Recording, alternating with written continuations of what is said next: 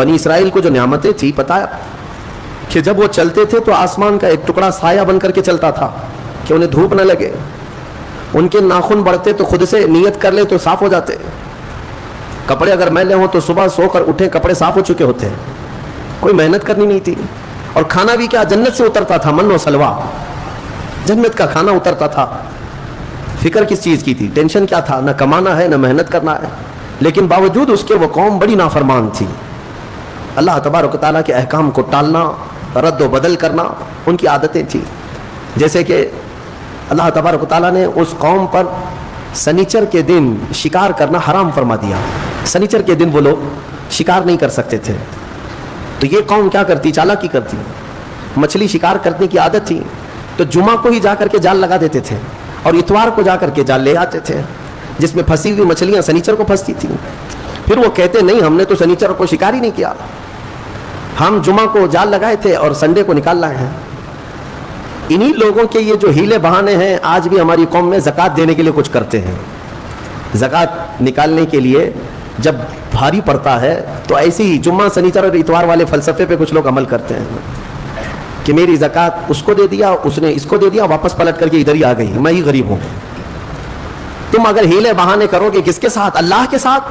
یعلم خائنۃ الاعین وما تخفی الصدور، وہ تمہاری آنکھوں کی خیانت کو بھی دیکھ رہا ہے اور دلوں میں گزرنے والے حالات سے بھی وہ خبر رکھتا ہے.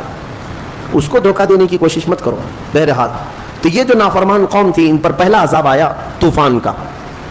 طوفان آ گیا، سیلاب آیا، اتنا کہ ہر چیز بہنے لگ گئی. یہ دوڑے دوڑے موسیٰ علیہ السلام کے پاس آئے، توبہ کیا، معافی مانگی. اللہ نے اس عذاب کو ٹال دیا.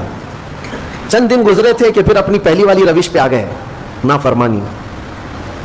پھر ویسے ہی برے اعمال، تو رب تعالیٰ نے دوسرا عذاب ٹڈیوں کا بھیجا. ٹڈی، یہ چڈے جو اڑتے ہیں، یہ اس قدر تیز آ گئے. ٹڈیوں کا عذاب ہوتا ہے یہ، پورے کے پورے ایک طوفان کی طرح ٹڈیوں کا جھنڈ آ جاتا تھا. نہ وہ کچھ دیکھ سکتے ہیں نہ کچھ پکڑ سکتے ہیں. کھانے میں ٹڈیاں، بستر میں ٹڈیاں، ہر جگہ. پھر وہ تنگ آ کر کے توبہ کے لیے آئے، توبہ کیا، معافی کی تلافی کی. رب تبارک و تعالیٰ نے پھر معاف کر دیا اور عذاب کو ٹال دیا. خوشی خوشی رہنے لگے. چند دنوں کے بعد پھر سے مستی، پھر سے وہی نافرمانی. پھر اللہ تبارک و تعالیٰ نے جوؤں کا عذاب بھیجا. جوئیں جو سر میں ہوتی ہیں، اس کا بھی عذاب آیا. یہ کیسے؟ اتنی جوئیں کہ ان کے صرف سر میں نہیں، ان کے کھانے میں، برتن میں، پانی میں، ہر جگہ جوئیں ہیں. وہ ایک لقمہ نہیں کھا سکتے تھے بغیر جوؤں کے. یہ بھی کئی دن تک عذاب چلتا رہا. پھر توبہ کیے، پھر معافی مانگی. اللہ تعالیٰ نے پھر توبہ قبول کیا، پھر معاف کیا.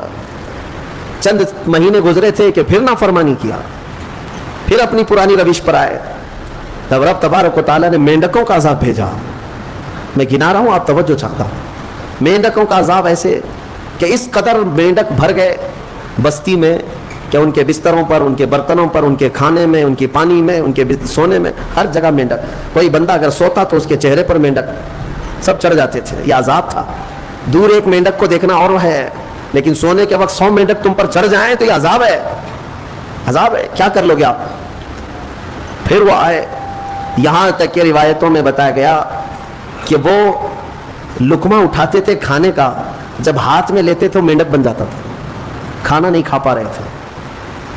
پھر توبہ کیا، اللہ کی بارگاہ میں روئے، معافی مانگی. اللہ نے پھر معاف کیا. مینڈکوں کا عذاب اٹھا لیا گیا، ختم کیا گیا. اس کا مطلب یہ ہے کہ عذاب مولا بھیجتا ہے، لیکن جب جب بندے توبہ کرتے ہیں پھر وہ عذاب کو ٹالتا بھی ہے. وہ غفور ہے، رحیم ہے. پھر اس کے بعد چند مہینوں کے بعد پھر اپنی پرانی روش پر آئے بنی اسرائیل. وہی پرانے کام، وہی نافرمانیاں. تب رب تبارک و تعالیٰ نے خون کا عذاب بھیجا. ہر جگہ خون ہی خون تھا. ان کے کنویں، ان کے ندیاں، ان کے تالاب خون سے بھر گئے. اس قدر خون. ہاں ایک بات اور ہے کہ جو ایمان والے تھے، موسیٰ علیہ السلام کے فرمان بردار غلام تھے، ان پر یہ عذاب نہیں رہتا تھا. وہ مزے میں کھاتے پیتے رہتے تھے، ان پر عذاب نہیں تھا. تو یہ جو نافرمان لوگ ہیں، انہوں نے دیکھا کہ موسیٰ علیہ السلام کے ساتھیوں پر یہ عذاب نہیں ہے، تو جب کھانے کا وقت ہوتا تو دوڑے دوڑے ان کے پاس جاتے ہیں کہ میاں تم اپنا کھانا ہمیں کھلا دو. تمہارے کھانے میں خون نہیں ہے، ہمارے کھانے میں خون ہے. تو وہ مومن بندہ رحم کھا کر اپنے برتن سے کھانا اٹھا کر کے ان کے منہ میں ڈالتا، منہ میں جاتی خون بنتا، پھر خون بن جاتا. یہاں تک کہ وہ اتنے عاجز آ گئے, کہا کہ تم اپنے منہ میں لے لو اور اپنے منہ سے ہمارے منہ میں تھوک دو. وہ مومنین یہ بھی کرتے, پانی لیتے اپنے منہ میں اور پھر ان لوگوں کے منہ میں جب کھلا کرتے تو ان کے منہ میں آتے ہی خون بن جاتا. عذاب اللہ کا, کتنے ہیلے بہانے کرو گے بچنے کی. اخذناہم بغتہ, قرآن میں اللہ فرماتا ہے ہم اچانک پکڑ کریں گے, اور جب مولا کی پکڑ ہوتی ہے کوئی نہیں بچ پاتا.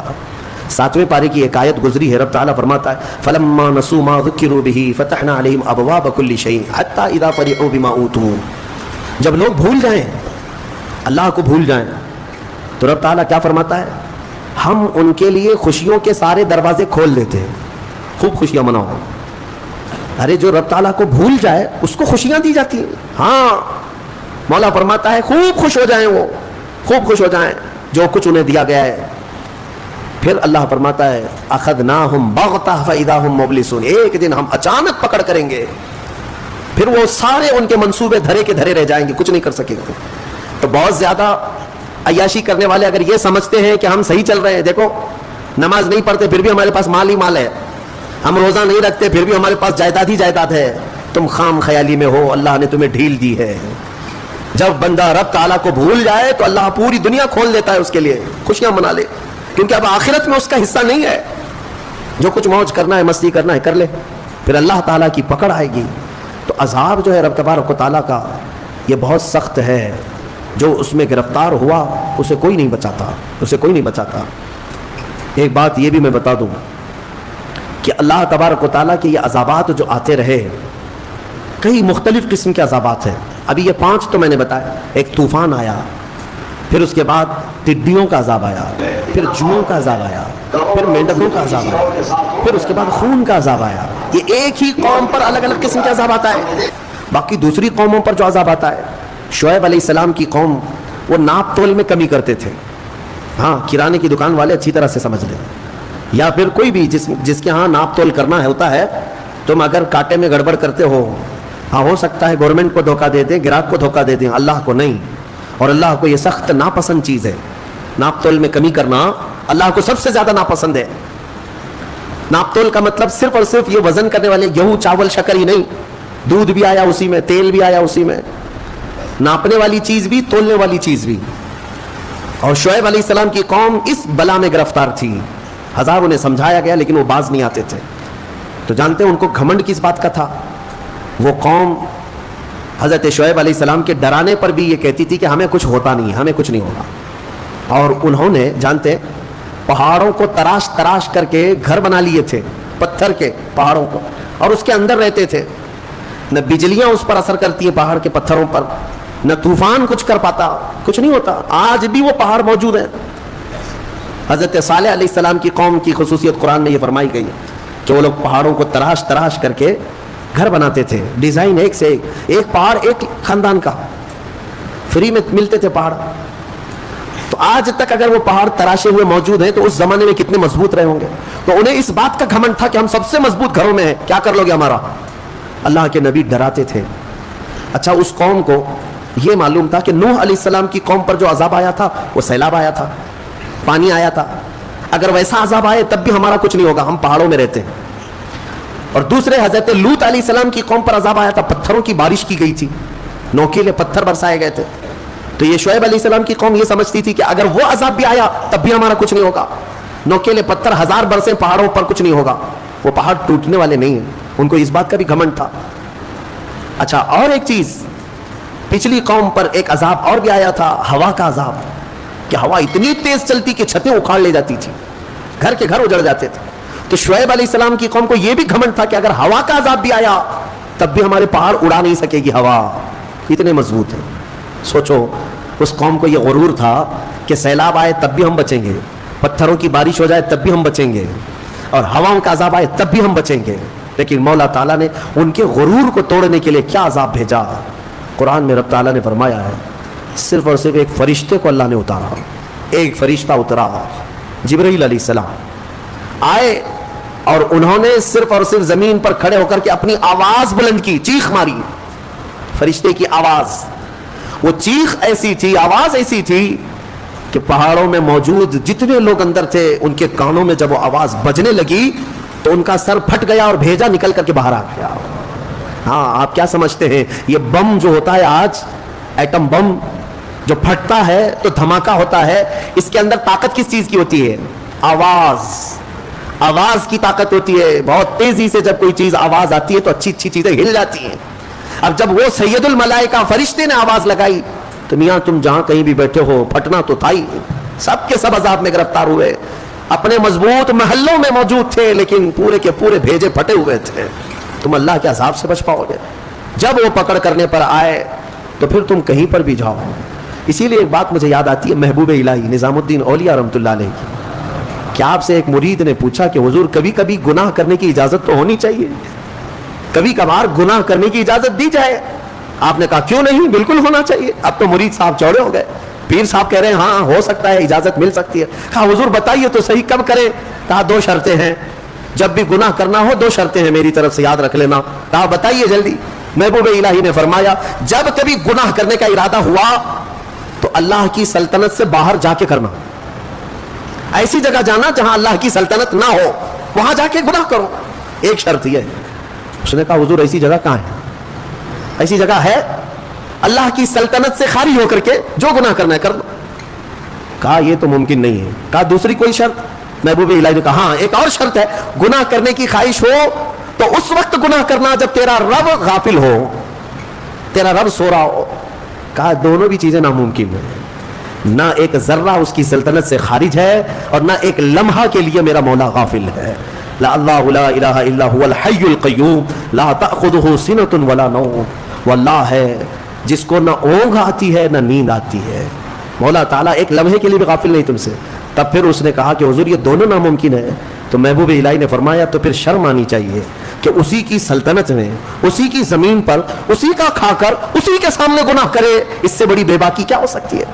اس سے بڑی بے باکی کیا ہے؟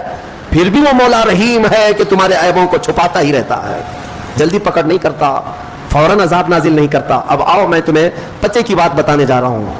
ہماری تفسیر کا لب لباب ہے, یہ خلاصہ ہے. عذابات تو بہت آئے, عذابوں نے ہلاک کر دیا, زمین کو اٹھا کر کے پلٹ دیا گیا ہے. قوم سمود پر, قوم صدوم پر زمین اٹھائی گئی تھی.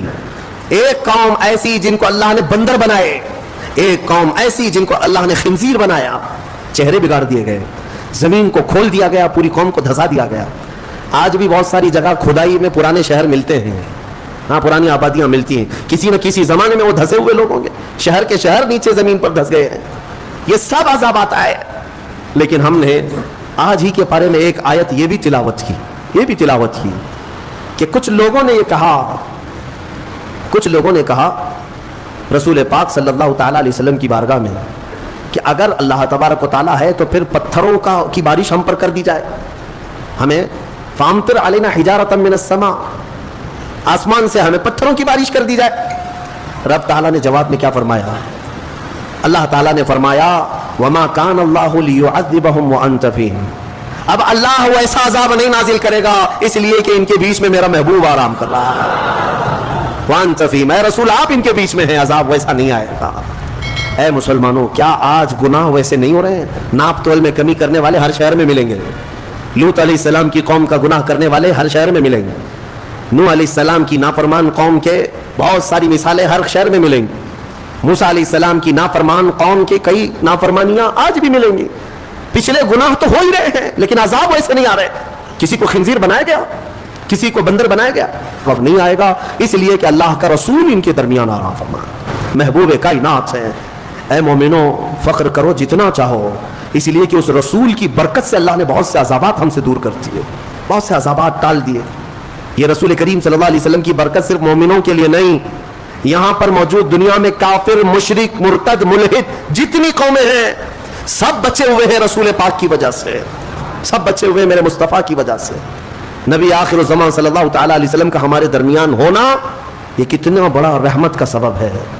اے میرے عزیزو, اس لیے میں کہتا ہوں کہ کم از کم تمہیں اگر اپنی ویلیو معلوم ہو جائے, تمہیں اپنی حیثیت معلوم ہو جائے کہ تم کون ہو, تو پھر ادھر ادھر منہ کبھی نہیں مارو گے, ادھر ادھر ہاتھ کبھی نہیں پھیلاؤ گے, اس کے نگر ڈگر دیکھو گی بھی نہیں, کیونکہ تمہاری حیثیت کیا ہے تمہیں پتہ چل جائے.